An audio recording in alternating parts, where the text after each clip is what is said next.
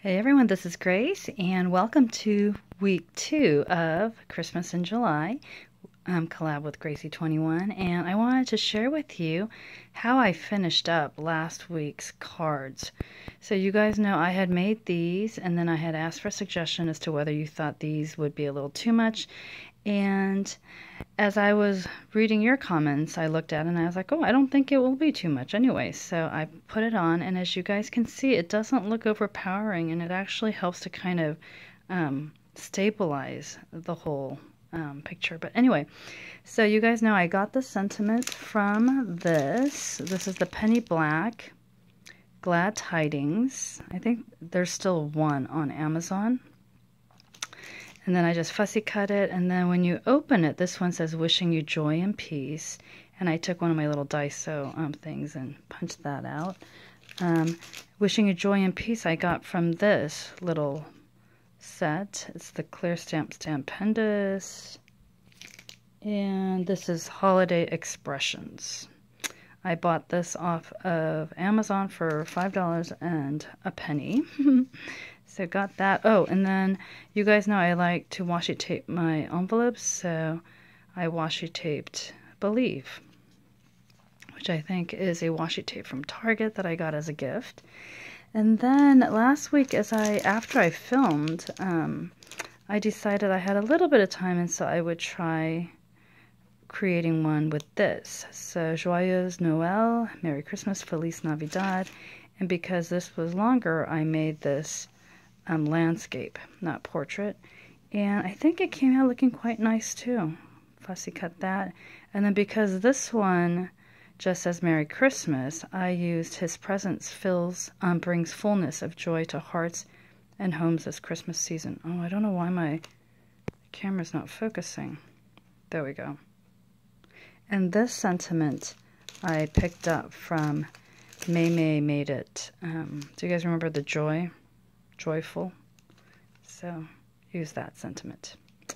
Anyway, so this is kind of showing you the completion of last week's. And I guess this one is considered technically part of this week's share. And again, this one I foiled. Now let me share with you, and then of course these go into plastic sleeves. Let me share with you what I made actually this morning. Hold on. Alright, now hopefully this doesn't blind you all. So sorry if it does. What I did was I wanted to play around with this glitter cardstock that I had, and so a while back I had purchased from Tuesday Morning for $1.99 8 sets of these Recollections silver and gold glitter cards. And when I did the math, I thought, you know what, this is actually a 5x7 card, and for all this glitter, it's actually quite, a good price. So, and it comes with matching envelopes. You know how I feel about creating envelopes. So, what I did was I wanted to play around with, I had actually something else in mind for that glitter card stock, but when I picked this up last week, and I just left the washi tape there so it wouldn't flop all over the place.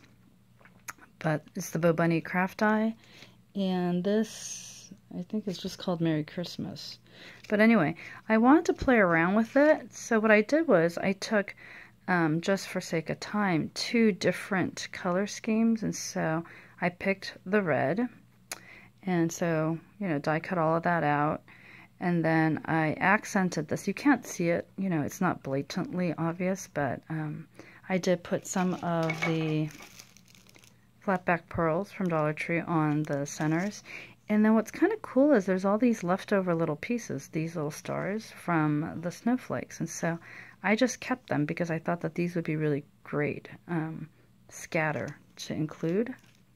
Yeah, the person receiving it probably won't thank you, but anyway, and then with the silver one, I wanted to do the blue. So I took some navy blue cardstock, die cut that out, and then I did contemplate using this blue one, but I thought it might, disappear a little bit into the navy blue. So what I did was I just used this and then centered that there in the ribbons to just kind of hold it together.